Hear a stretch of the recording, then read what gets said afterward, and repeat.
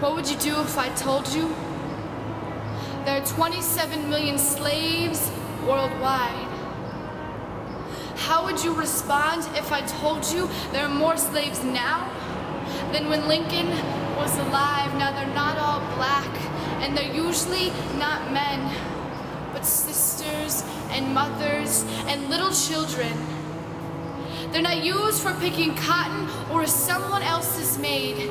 They just make up what is known as human sex trade. For $5 in Africa, you could have a girl for the night. Do with her what you please, she won't put up a fight. She knows if she does, it'll be her last night alive. In Japan, child pornography is legal. This dirty hobby some men have is considered regal. Wouldn't you believe? Don't be so naive. It's not only overseas, it's happening in our own backyard too. We're going about it all wrong, not arresting the Johns, but the does, not prosecuting the pimps, but the so-called hoes. Hi, I'm Sally. I'm 16 years old. It was 2 years ago when I was taken from my home. Kidnapped by a boy I thought loved me, but boy, I was wrong.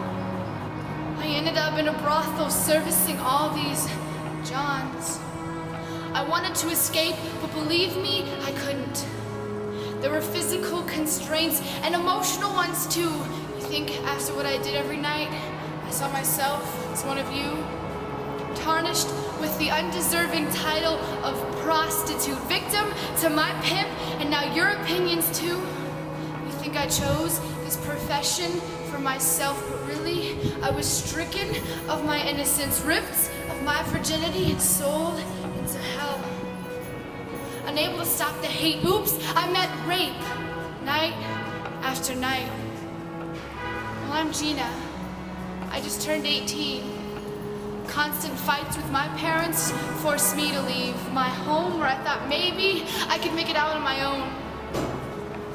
And for a while I did, I just hid from the world, but I soon found myself among the wrong group of friends. And little did I know this is where it would end. I admit, I first chose prostitution. I can't deny that the road was high and it might have been time for me to go back home. But I thought once I was in, I could get out. I made the mistake of believing I could control my body, not somebody else. But 20 guys a night sure wasn't my decision, but my pimp had his hands around my neck, tears blurring my vision. After that, he told me I wasn't my own person anymore, but his possession, his girl, his whore. It was a survival of the fittest, or even survival of the prettiest. It was survival of who would put out the most and not fight back. The drugs we were on made it easier to comply, but we grew so delusional we didn't know there was another side. We figured there was no way out, and if there was, we weren't worth it. Hi, I'm insert the name of your sister, best friend, or mother, because it's a possibility any one of them could be another. These monsters don't have criteria or a method to their ways. They take young, white, Asian, black, Hispanic, turn anyone into a slave. But sex was never meant to be an item to be sold. These girls' lives were never meant to be taken from them or withheld. And the lies that they're here, that they're not worth it, were never meant to be told.